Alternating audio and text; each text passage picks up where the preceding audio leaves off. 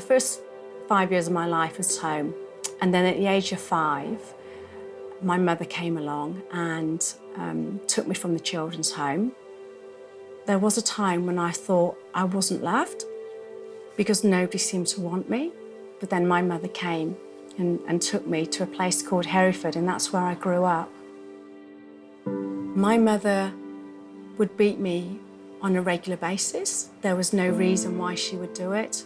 But quite often she would tell me that I had ruined her life. I got married in Scotland. It was actually the day after my 16th birthday. We went back to the house that Colin owned, and his mother was there. It was the first time I'd ever met her. She actually turned around and said, "I'm so glad my son has married you because I thought he was gay." Now, at the age of 16, I had no idea what gay was. I had no idea.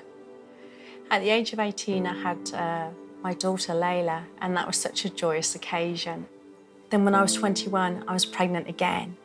And this time I had a baby boy. And for me, life was just perfect. I had a baby girl, a baby boy, and I was just so happy. I woke up one morning. I'd actually woken up late to feed him. Guy was actually 4 months old, and that morning he'd actually died.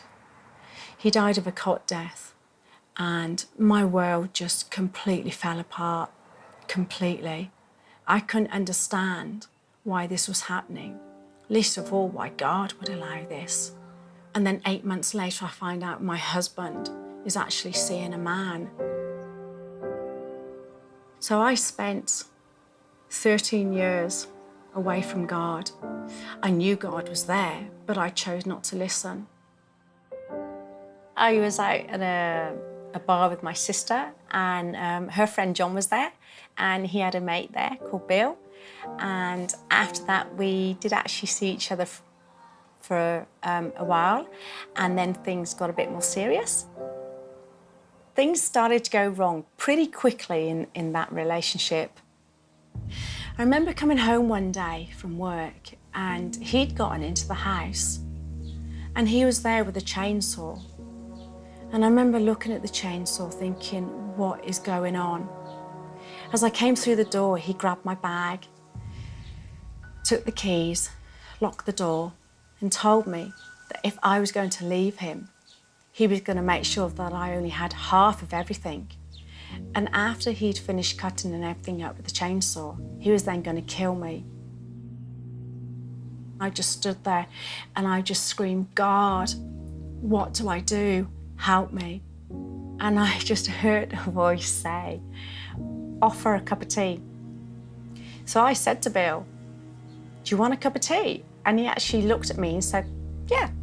So he stopped the chainsaw, and I was like, what do I do now? And I just heard a voice say, "Wait." So I thought, okay, I'll wait. So I waited, and sure enough, Bill had to go to the toilet.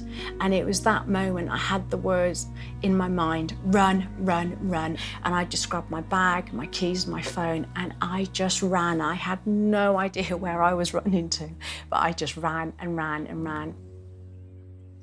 He had no idea where I was. I was free, but most importantly, I had God with me. A friend of mine had invited me out for an evening, for a meal and drinks. When I got there, I realised that my landlord was there. So I said to him, I said, "Hey, maybe we could meet for coffee and just get to know each other." Most coffees normally last probably about half an hour to an hour. Well, this coffee lasted for 4 hours. There was just something so special about him that I just knew this was right. We'd both recently come back to knowing God, and that was just great, being able to talk to somebody that had the same passion, the same love that I had. And I remember Keith looking at me and saying, "Well?" And I remember looking at him with a blank face. And it's one of those times when somebody's talking to you, but you're just not listening to them because you're allowing other things to distract you. And I nearly missed the best thing that had ever happened to me. And that was Keith was actually proposing to me. I'm just grateful that God had a plan for me. He has a plan for Keith. And this plan was well before either of us even knew each other. And I just thank God for that.